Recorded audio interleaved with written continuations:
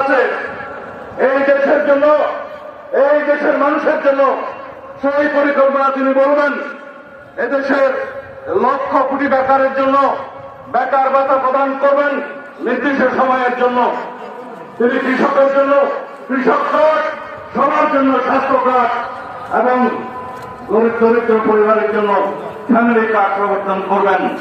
শিক্ষা ব্যবস্থার আমূল পরিবর্তন সাধন করবেন, ধর্মের হাত সৃষ্টি করবেন।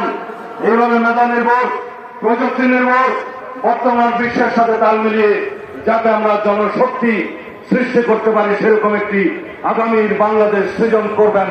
শহীদের প্রত্যাশা অনুযায়ী, এদেশের মানুষের প্রত্যাশা অনুযায়ী, আমাদের 24-এর গণঅভ্যুত্থানের ছাত্র গণঅভ্যুত্থানের আকাঙ্ক্ষা অনুযায়ী সেই বাংলাদেশ নির্মাণে ইনশাআল্লাহ আমরা আমাদের হাতকে শক্তিশালী করার জন্য আগামী 12 ফেব্রুয়ারি ধানের শীষের প্রতীকে একটি করে ভোট দিয়ে বাংলাদেশের মানুষের এই স্বাধীনতার সার্বভৌমত্বকে অক্ষুণ্ণ রাখবো, আমাদের পরিকল্পনাকে এগিয়ে নিয়ে যাব এবং একটি শক্তিশালী গণতান্ত্রিক এবং সমৃদ্ধ বিকশিত বাংলাদেশ সৃষ্টিতে সহায়তা করব।